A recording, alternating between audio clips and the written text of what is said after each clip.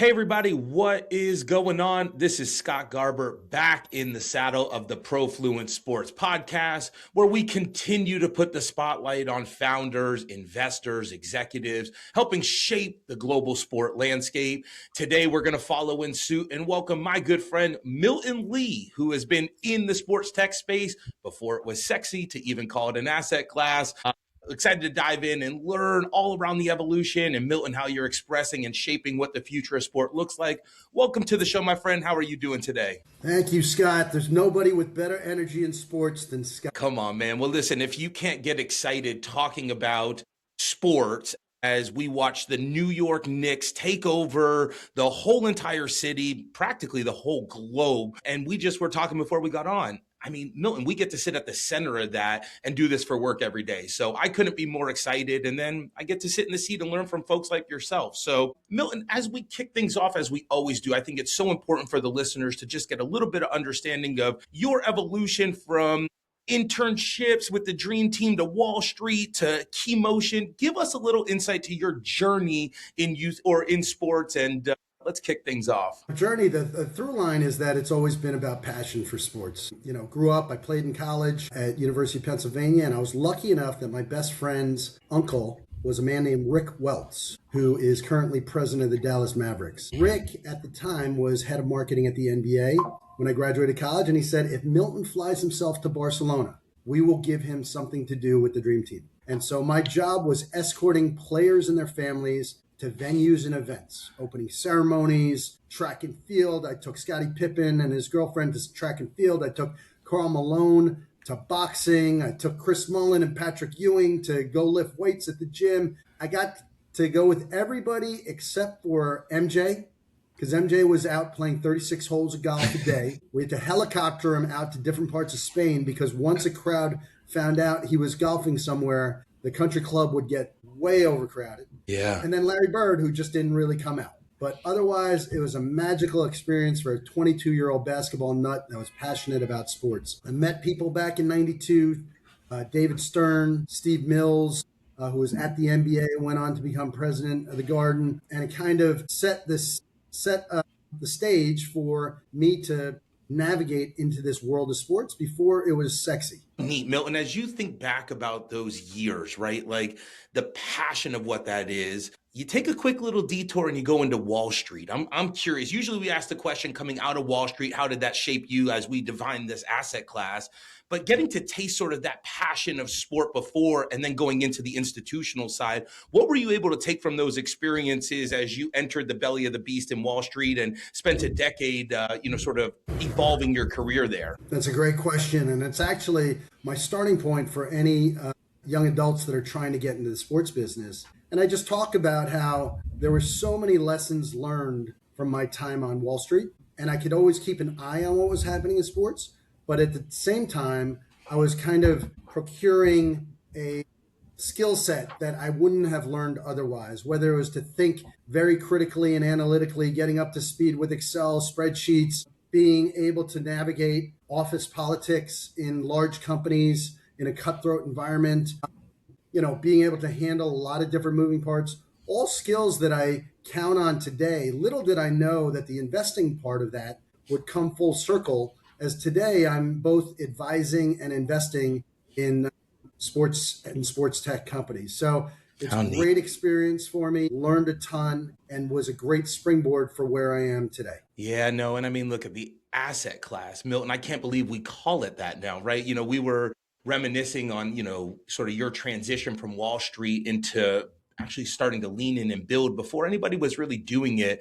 And I think so often we just look at it on LinkedIn and we're like, oh, that was amazing. You built Key Motion. I want to go under the hood for a second, right? So let's paint the picture. Things are moving in the right direction. I'm going to make a presumption successful at your career because everything you do and touch turns into gold. What was that moment where you're like, I'm going to go back and build in sports? Give us helicopter back there and give us a little insight to what that journey was like. So I've had 3 major transitions in my career. And again, you don't have to plan your whole career. A lot of things are going to happen in the future. A lot of things you can't predict. And so as long as you're learning and passionate about what you do, good things will probably happen. The first shift was leaving Wall Street and then moving into sports. My dream was to become an NBA coach at one time, and I got into the training business. And my peers in New York at the time were Kenny Atkinson, the head coach at Cleveland, Jay Hernandez, an assistant in Brooklyn, and we're all kind of finding our way.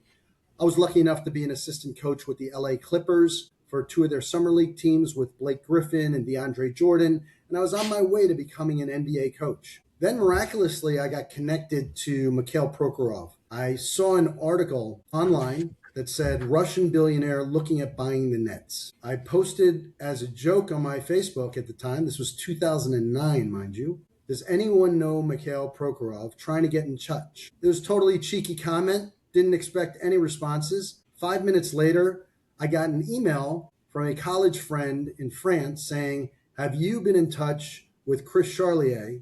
You know he works for Mikhail Prokhorov.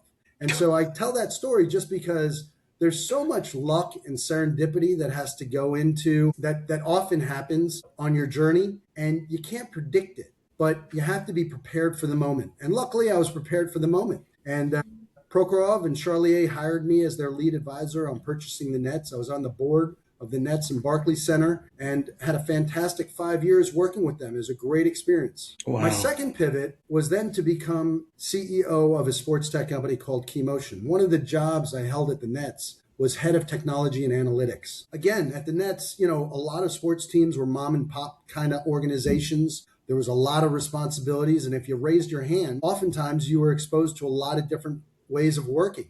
I couldn't have predicted when I raised my hand to be head of tech and analytics that I would get this opportunity to be CEO of a computer vision company. 2 years before, I didn't know what computer vision even meant. And I was lucky enough, David Blitzer and David Abrams of Velocity had been buying up some sports tech companies. They asked me if I would be CEO of Keymotion. They're good friends from UPenn. And it was a match made in heaven. I was very lucky at the opportunity. I had a great tech team over in Belgium, and our mission was to expand this on a global scale. We were lucky enough to roll up with Atrium Sports and Synergy Sports and then sell that roll up into Sport Radar at the right time. So again, there was a lot of serendipity, a lot of things I couldn't have predicted, but as long as you're prepared, you can take advantage of these great opportunities when they come along. Well, you sound like Jalen Brunson.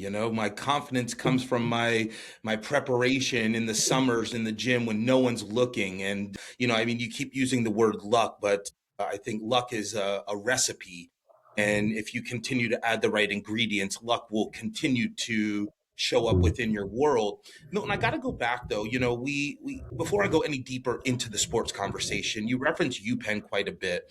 And it seems like you've done a tremendous job of meeting influential folks along the way and keeping them in your wheelhouse. For anybody listening that's breaking into sport, do you have any advice on how to leverage your alumni network and when you would meet people along the journey, how to intentionally keep them in your world? Any tips or tricks there, as there's a lot of people breaking into this space that are looking to learn how to navigate with a little bit more finesse and precision there? That's a great question. I was down at Penn speaking at their sports analytics conference, and my closing was that to the students in the room, whether they're undergrad or grad, build your network. There is power in the network. The world of sports is going to evolve. It's not going to look anything like it looks like today, because I can say that because it doesn't look anything like it did 10 years ago, let alone 20 years ago. The investable landscape, the technology, the fandom, the experiences, it's all going to continue to evolve and change. However, your relationships can be the backbone of opportunity. And what I said to the people in the room was, look around the room, look at the student to your right and left, look at your peers, and make sure that you are networking with them. Everybody wants to be networked with David Blitzer or Josh Kroenke or, one of the big sports owners. Guess what? They have their networks. But at one point, those guys and gals were in their 20s, just like you, trying to find their way. And time moves fast. And it's those people in the room or those people you meet at a sports conference or that you don't know what the future holds, they may become very influential. And so when you ask about my network from college, these were friends that I would goof off with in college and had great memories. And, we all kind of respect each other and pick up each other's phone calls because we have this bond that goes back to, free networking. Yeah. And so I encourage people to not look too far ahead. Look at the people around you. Create that network from the people you're in the room with. I couldn't agree more. And I think it starts with making friends, right? Like, right now there's such a rush into sports and everyone's trying to network with the destination. And Milton, I think you said it best. Like, you were building with a dream, right? There wasn't a destination other than like, this is what I want to do. And it's passion driven. Right now we watch a lot of different expressions of networking going on, but I think everyone listening can take a nugget out of this of like, make friends, especially in sports, because it's a small industry and like people like to work with their friends. Just wanted a quick aside there. I think you've done such a master class at building this, and like we can really hear it through the conversation. So let's keep talking. So, you were early to CV, you had a lot of great minds around you. And in a world right now where it feels like AI is the cycles are faster than ever before. You're forced to learn faster than ever before. As you look back to your journey stepping into CEO, what were some of the tactics that you would use to make sure that you were educating the market on forward-facing technology and not going too far ahead of your skis where they couldn't adopt it? Sort of curious as you came into that role, what that evolution was like. As a sports tech, an early stage sports tech CEO, you are always riding this fine balance between selling the dream and delivering the product. Because you have to actually sell a little more than you can do. If you sell a lot more than you can do, you're going to be in trouble because there are going to be a lot of unhappy customers. Yep. You have to sell a little more than you can do because you got to come back to your team, talk to your head of product, talk to your CTO, and say, this is what the Knicks want. This is what the Patriots want. This is what the Lakers want. We got to do it. And I think that I was constantly surprised at the ability of our tech team to push themselves and evolve, maybe in more ways than they even thought they would. And you need some dreamers. The best startups are often started by real dreamers, big thinkers. They don't care about the details of how things are going to get figured out. They just see the vision. And then as you start to grow, you need to actually corral that vision into technical thinkers that can execute that. And so my thought was always, okay, let's pitch and promise a little more than we actually can do today. And let's meet that roadmap 3 to 6 months from now so that our customers are satisfied, happy, and will be our greatest advocates to helping us sell this product. It's such a great call out. I'm going to stick with your CEO hat on here for a second before we move into investor Milton. There's a lot of budding CEOs right now. We're watching a ton of innovation happen across the space. And at Profluence, we see features being built, we see businesses being built, and we see companies being formed. I'm curious, when you were leading a company, how did you put guardrails and protect against scope creep and make sure that you weren't just building features for a client that was a distraction from where the business actually needed to go? Any wisdom you have there, as there's a lot of founders from vibe codes to now new dev teams looking to figure out how to build in this new advanced tech ecosystem, love any advice you have there. That's such a great question. We had a motto and it said, don't boil the ocean. There are a million things you can do in technology.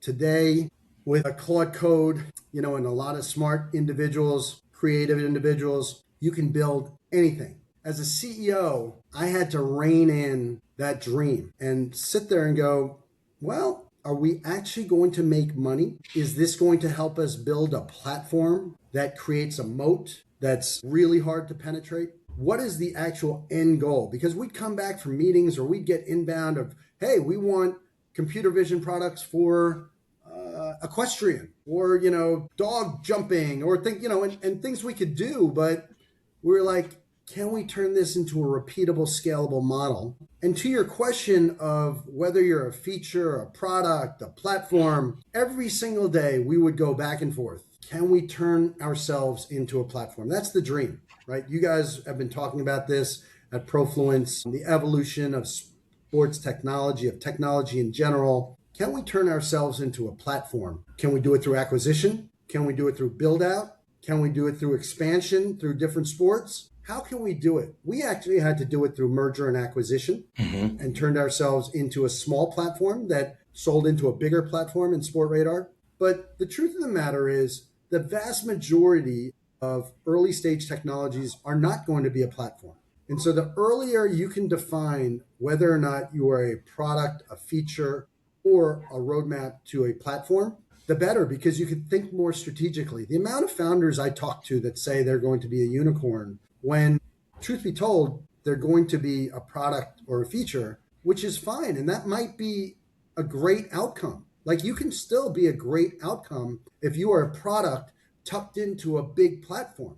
Like, there are a Absolutely. lot of different ways to be successful in this. And it's not only riding that wave to unicorn status. In fact, the more and more conversations I've been having as of late, with the ability to start up by bootstrapping because of the power of Claude Code, the more I am talking to founders that say, you know what, if I can turn this into a $10 million ARR business and I can, cash flow 40, 50% of that, or let's double all those numbers, that's a great business. It may, depending on your dilution, be just as good of an outcome of a 8-figure outcome, 9-figure outcome. And to be honest with you, there's a lot less stress. Bang. So, I think there are a lot of different ways to peel the onion these days. But that journey of, are we a platform? Are we a part of a platform? Are we, as a CEO, you are juggling that every day because your investors want to know, your board wants to know. And if you say we are a product, the board's going to get behind you. They're going to say, great, how do we merge or get acquired by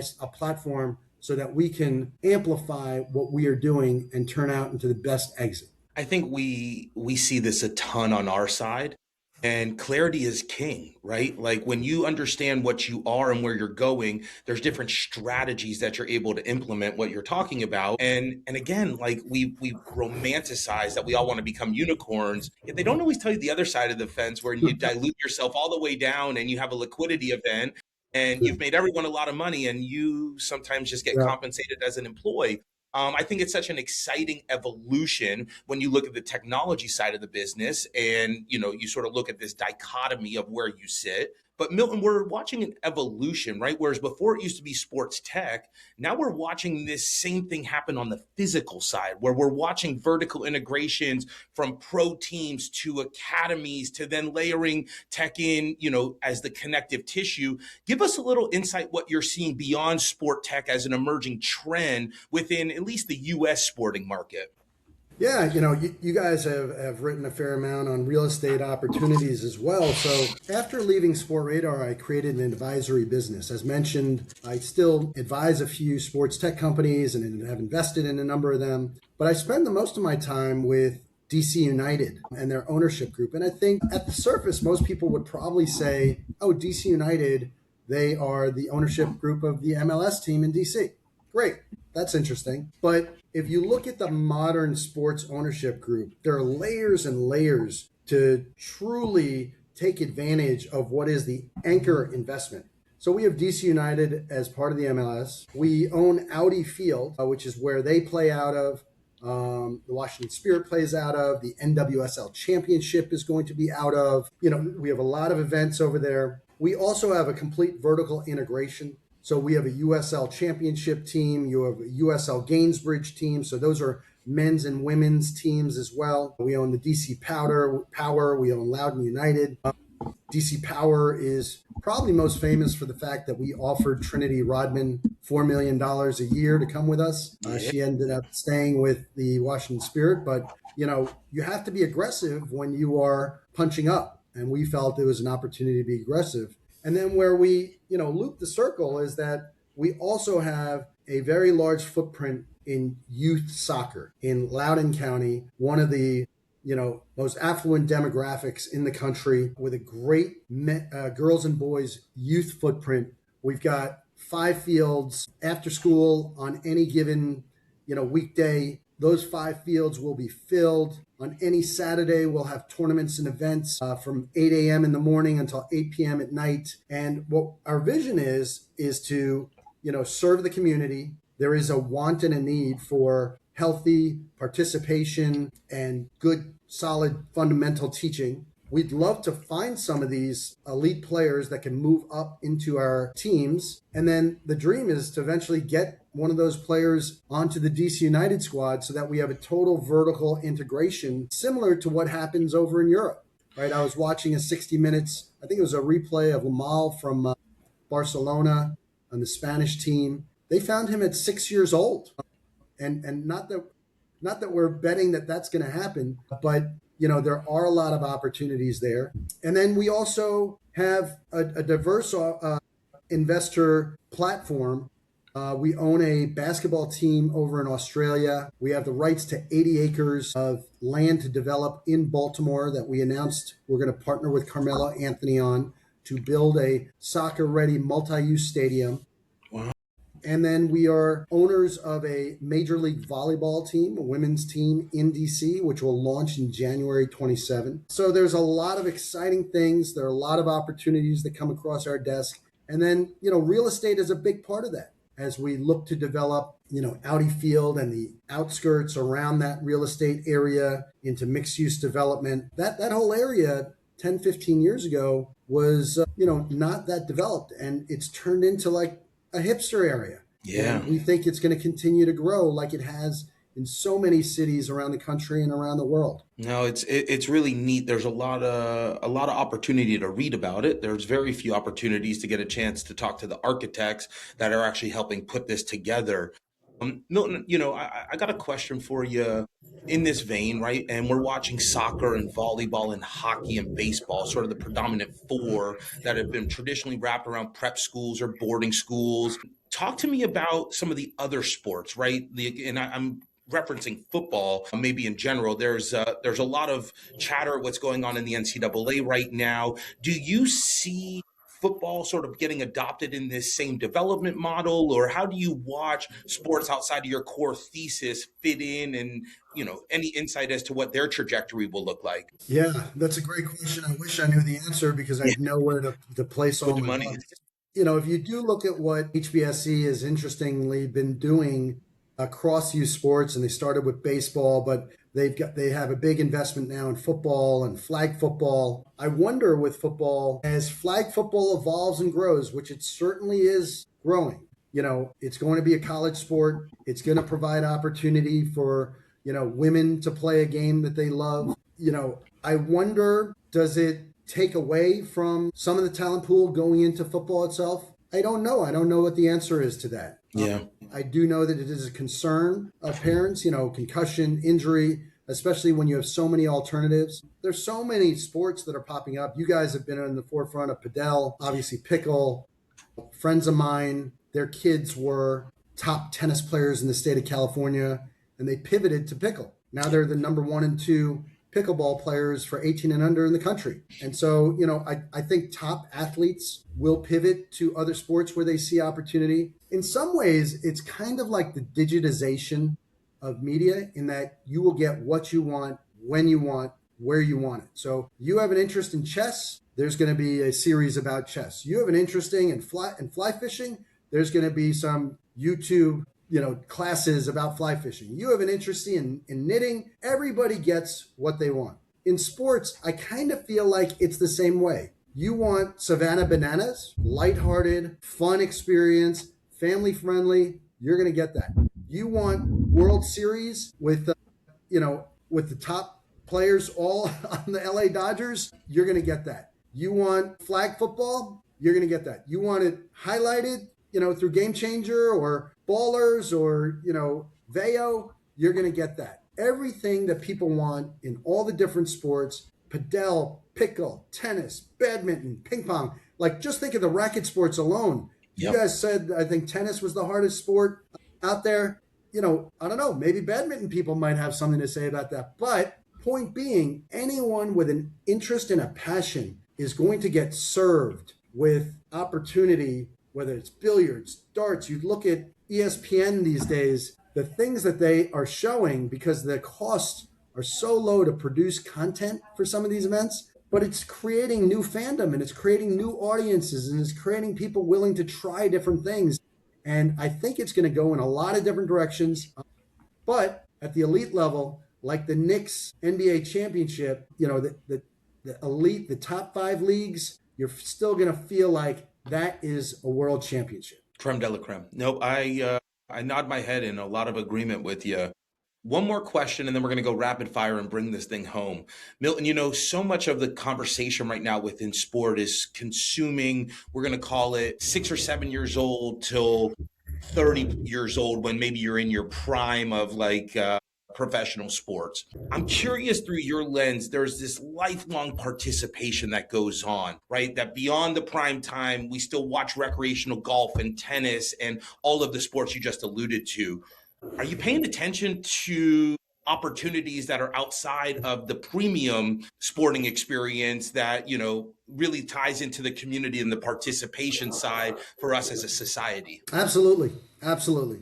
I think, we talked about this both before the call and on the call, that, our workflows, our free time, all that stuff is going to continue to evolve and change. COVID already set us on a different track of our, ability to work from home, quite frankly, and have a lot more flexibility. So it's not a coincidence that country clubs are up at record memberships, right? Because you can golf in the morning, get on conference calls by 11, and end your workday at 8 instead of being in the office from 9 to 5. There's a lot of flexibility. Yep. I think that'll continue to evolve. You're talking to somebody that basically lives and is trying to navigate what you just asked. I'm 56 years old.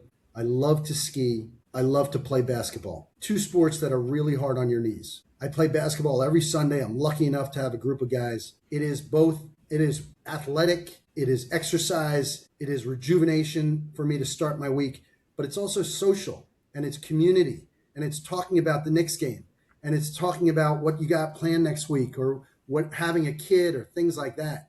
And so sport gives you so much more than just the exercise or just the viewing. And so I think it's going to continue to grow and grow. I think at the same time, technological innovation on the medical side is moving at light speed, whether it's ailments you might have, predicting certain cancers that might pop up, or, I saw online the ability to basically recreate your knee and all the cartilage that you lose over the years. Now Stanford is coming up with a process of actually recreating that, so you have the fluid and the padding for your knees so that it doesn't hurt as much. So what will we be able to do? I talk to all my friends, all of them, of, hey, I'm living to 100. I want you to come with me. What are we doing about it? Because I think that the medical innovation tied with some more free time, tied with our search and passion for community, is going to give us much different lives than our parents knew. And I'm really excited about it. Really excited about it. What a cool time to be alive. What a cool time to be alive. Drop the mic. I asked my grandfather before he passed away the most memorable thing of his lifetime, and it was landing on the moon. And there was a whole space race to try and go to outer space, which is really cool. Milton, it's really neat when you lay it out that way. It's, how long can we live? And how long can we live with a real quality of life? And sport continues to be the binding agent that brings us all together, makes us feel human, and has all the principles to extend that life cycle and test a lot of these new modalities, which is really, really exciting. Milton, last thing, we're going to go rapid fire for you here. I want you to put your investor hat on for a second. We have a lot of entrepreneurs and innovators that listen to this. In one word, what is a trait or characteristic you look for in a founder that tips the needle to a yes versus a no? The one word that I try to dig for and find is grit. I can't always find it early on, but to me, grit outpaces idea, intelligence, funding. If you have a will, there is a way. And there are many times as a founder, you will be punched and put on the mat. Do you have the grit to get back up, to punch back? I always had a saying when I felt like I just got punched: get off the mat. Get off the mat and start swinging. I didn't know what I was swinging at, just start swinging. And that's what I'm trying to find from these founders. Do they have the grit? Are you going to be the one San Antonio fan with a Rodman jersey on that just gets up and starts swinging? I don't think that guy ever hit the floor. I'm going to timestamp our podcast with that heroic effort, which is equally as impressive as what the Knicks did to the Spurs. Yes, that guy never hit the floor.